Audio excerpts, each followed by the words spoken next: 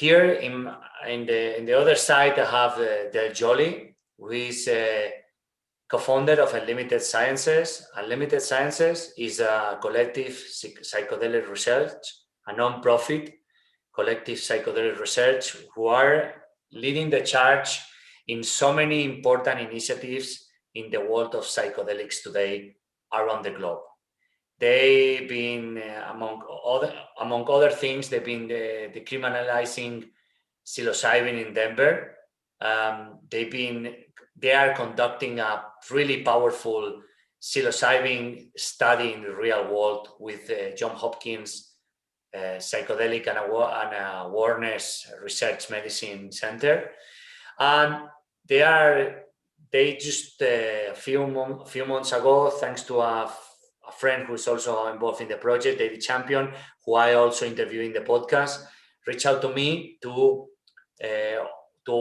offer me to be part of the circle that they'll will explain you what it's about, but it's a gathering of individuals that are resonance with the power of psychedelics today for healing traumas, mental diseases, terminal diseases, and also for unleashing the power of the human potential. But here I wanna introduce Del Jolly, and then Del, thanks for being here in the podcast. Thanks for appearing in this intro, and I would love to soon to have you to be in person in Colorado and deep diving in a podcast all together. Yeah, absolutely. Thank you so much for having me on. I really appreciate it. So Del, can you tell us a bit? Can you tell us more about Unlimited Sciences? How did it get started? What's your mission? What you've been accomplishing these last years? Yeah, absolutely. So I always start with our founder story with Heather Jackson, who's also a co-founder with David Champion and I. Heather's son, Zakai, is one of the first people in Colorado to use Charlotte's Web hemp oil, which is CBD. People are familiar with CBD, to help with his seizures. And Heather's foundation, Realm of Caring, helped educate people, change 22 states in 2 years timeline, change their policy around cannabis and CBD in particular.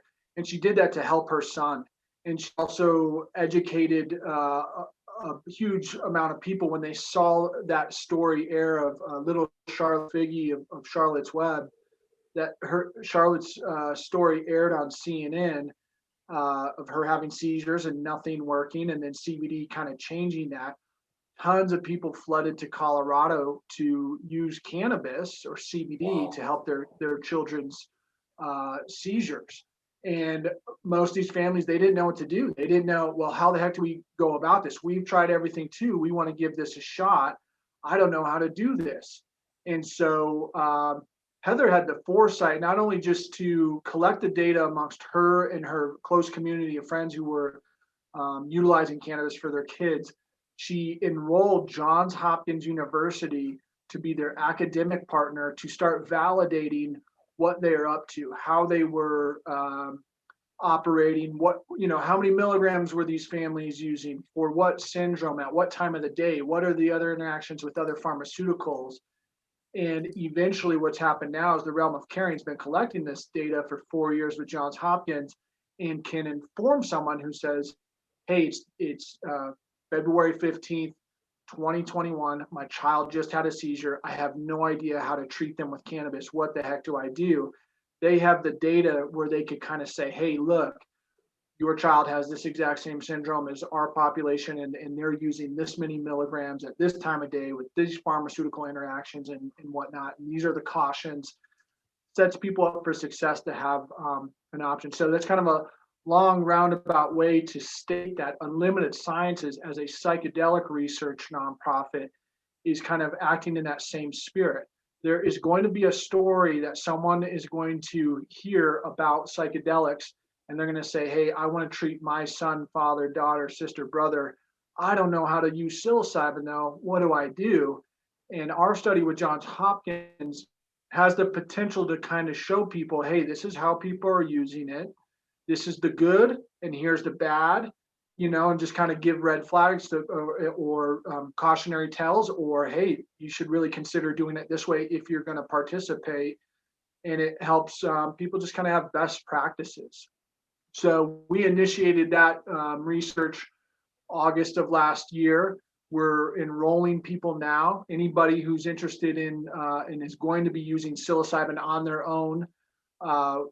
Johns Hopkins does not provide psilocybin. Unlimited Sciences does not provide the psilocybin. This is for people who know they're going to be using it.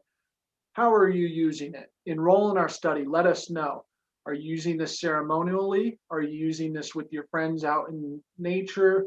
Are you going to a rock concert, or whatever that kind of looks like? That information really helps us better understand the way that the people are using this and where their successes are. So that's kind of Unlimited Sciences in a nutshell for what we're doing on the Johns Hopkins study today. There's a lot of other interesting things that we're doing. You being included in the circle is one of those things, and we're basically trying to get a collective of folks who have a wonderful audience just like you to kind of start talking about these things, start having these real conversations. What's good? What's bad? Why should people be aware of psychedelics? Because I'll promise you this, whether you're for them or against them, they're going to affect your life in the very near future. Because I certainly believe this is the wave of the future of mental health. And when a pandemic like COVID comes by, we're going to need all the options we can get. And so bringing the circle together to start having responsible conversations to understand these things.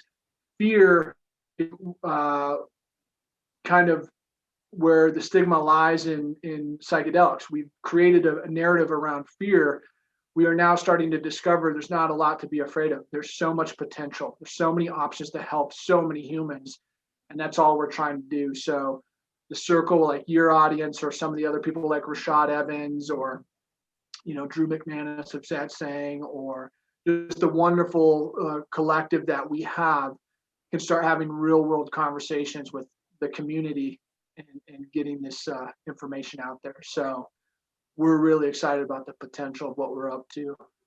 So I hope that's a quick little view for you. Brilliantly put and said. So I will put a link of the Johns Hopkins study for people that want to enroll.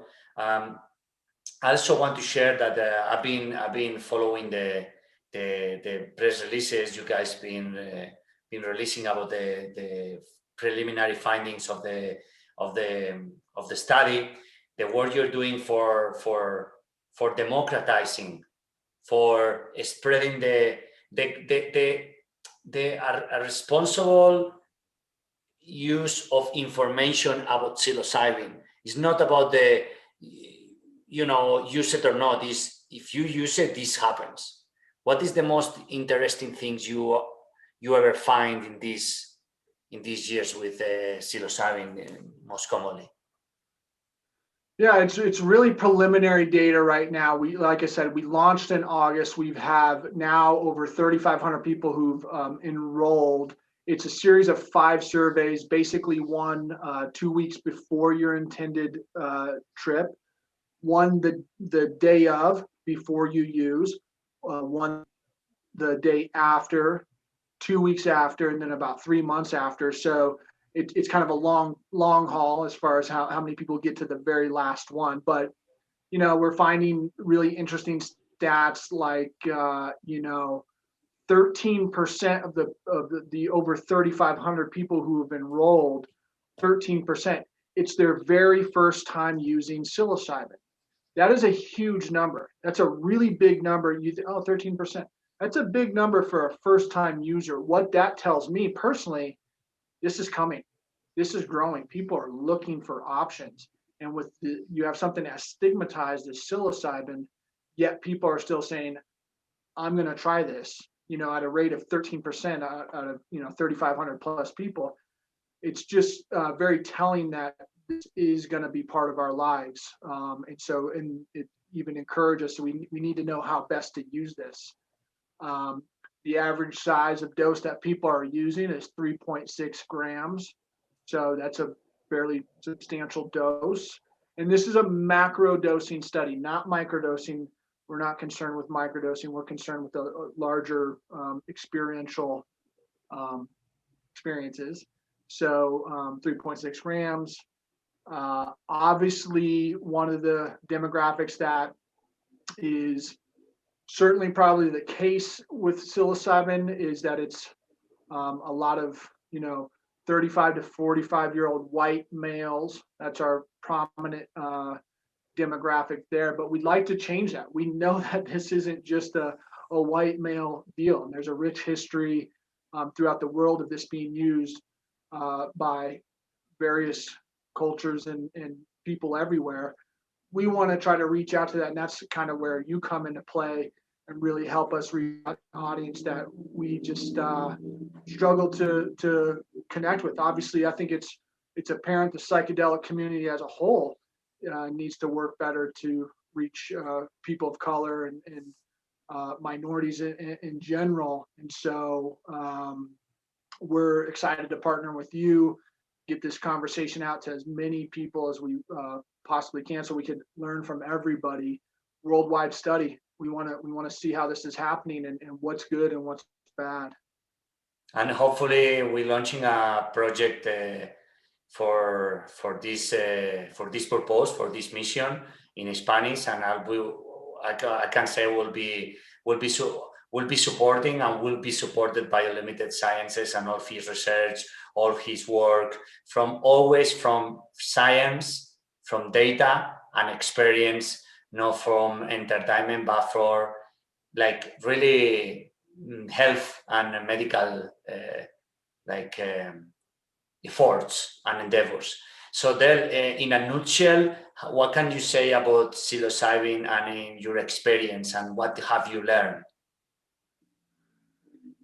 In a nutshell, oh man, there's so much. I mean, I guess the biggest thing, I got to be honest, it was about 6 years ago that I was against cannabis. Okay, I was a mouthpiece of the uneducated, stating, "Oh, weed's no good, weed's for losers," and this kind of narrative, because that's what I was taught, and that was the narrative that was taught to me through DARE programs in the United States. And so I guess what shifted me is the humanity deal. We are so divided right now, at least in the United States especially. There's such division. And the thing that I'm so hopeful about psychedelics and psilocybin is that before I'm anything, before I'm conservative, before I'm liberal, before I'm black, before I'm white, before I'm gay, before I'm straight, I am a human. And this is a human, this is the human potential being realized through things like psilocybin.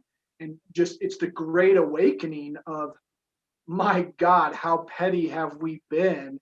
And nothing has allowed me to open up my viewpoints to the degree to understand how important it is to connect with people on that platinum rule level, where, I treat you right, not because I want you to expect the same from me. I do that because you are me, and I need to honor myself by honoring you. So I guess psychedelics have just kind of leveled the playing field to allow me to be crystal clear that there's nothing different. At the end of the day, we are humans, and we've got to come together as a collective. And I think that Unlimited Science is trying to keep that in their spirit as a powerhouse for the people, by the people, Wow, inspiring, Del. This is what really made me say yes, as long as you approach to me with this idea, and also a big mention to all the team of Unlimited Science, and to all the team from the Circle, and to the people that has supported and donated to Unlimited Sciences. How can people that is in resonance with what you say can support us, or can know more about what you do? Yeah, so unlimitedsciences.org is our website. We are a 501c3 nonprofit. Obviously, if our projects and our um, content that we're putting out resonates and you want to support us financially, we absolutely welcome that. Instagram's probably our biggest platform. I think the biggest thing is just kind of sharing our content. That's something, there's a lot of things that people can do that don't cost money. And those biggest things are having conversations with people who you might not typically have a conversation with. Do it from educate yourself, make sure that you're speaking as intelligently as you can about these things, and sharing things that Unlimited Sciences does is a really helpful thing for us. Del, after this conversation, I think we have to do we have to do a dedicated podcast with you and the team of Unlimited Sciences to get the right message about psychedelics and psilocybin. So we can do. I'm thinking out loud, but we can do a guide step by step on what is this and how you do it, man. Because there is somebody can speak about this. Is you guys in the work you are doing. Is respected and is followed by experience and science, and this is what it matters. So congratulations and thank you for the work you do. Yeah, thank you so much for being part of this and leading the way that you do, and championing this the way that you do. And I'm honored to help you in any way, and Unlimited Sciences help what you're doing, and we appreciate what you do for us. So it's that mutually beneficial win-win. Win-win stuff. So love everything that you're up to, and however I can help you, man. Same here. A final message to everyone listening this part of the audio, that for sure is going to be a dedicated video, and we're going to do Spanish subtitles for sure. Absolutely. Thank you so much. Thank you, Del. Thank you. And this is Del Joly from Unlimited Science. Join them, participate, join the movement, make a ruckus. But this will also be a dedicated video also in my channel, because the value of this conversation is to have to take it into account and start thinking about what are the new tools for this new era, and psychedelics are one of them, one of the biggest. Thank you, Del. Absolutely. Thank you.